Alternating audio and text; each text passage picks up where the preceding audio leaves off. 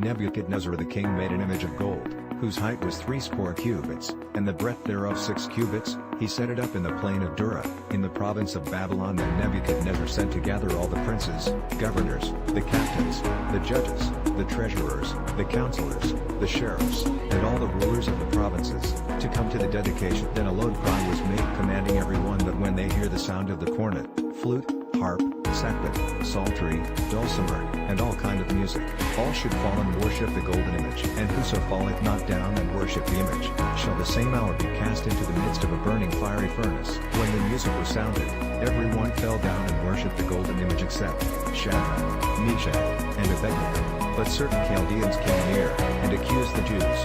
They went to the king and said, Thou king hast made a decree, that every man that shall hear the sound of the music shall fall down and worship, and whoso falleth not down and worship, that he should be cast into the midst of a burning fiery furnace. There are certain Jews over the affairs of the province of Babylon, Shadrach, Meshach, and Abednego. These men have not regarded thee, they serve not thy gods, nor worship thee your golden image. Then Nebuchadnezzar in his rage and fury commanded to bring Shadrach, Meshach, and Abednego. Then they brought these men before the king.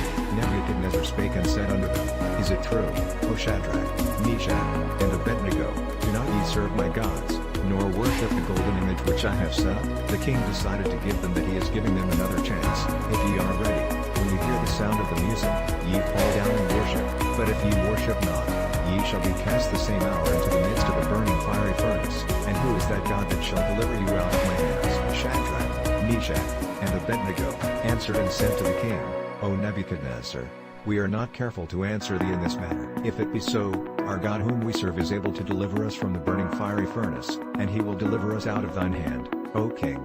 But if not, we will not serve your God nor worship your image. Then was the king full of fury, and his countenance changed against Shadrach, Meshach, and Abednego. He then commanded that the furnace should be heated 7 times hotter than it was. And he commanded his mightiest men to bind Shadrach, Meshach, and Abednego, and to cast them into the burning fiery furnace. Then were they bounded in all their apparel, and cast in the fiery furnace. Therefore, because the king's commandment was urgent, and the furnace exceeding hot, the flame of the fire killed those men that cast Shadrach, Meshach, and Abednego in the midst of a fiery furnace. Then was the king surprised, and he rose up in haste, and said unto his counselors, Did we not cast 3 men bound into the midst of the fire?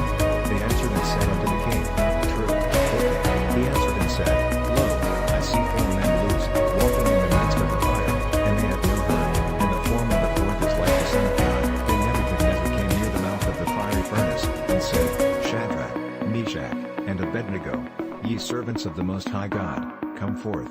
Then all 3 came forth out of the fire. When all the princes, governors, and captains, and the king's counselors, saw the 3 men, they noticed that the fire did not as much as singe a hair on their head, or burn their coats. Then Nebuchadnezzar spake, and said, Blessed be the God of Shadrach, Meshach, and Abednego, who hath sent his angel, and delivered his servants that trusted in him, and have changed the king's word, and yielded their bodies, that they might not serve nor worship any God, except their own God. So the king made a decree, that anyone who spoke a word against the God of heaven, would be cut in pieces, and their houses made a dunghill, because there was no other God to deliver after this sort. Then the king promoted Shadrach, Meshach, and Abednego, in the province of Babylon. This story reminds us that there is no God like the God of heaven, the same God who created mankind. It also reminds us that when we stand up for righteousness, God will stand up for us.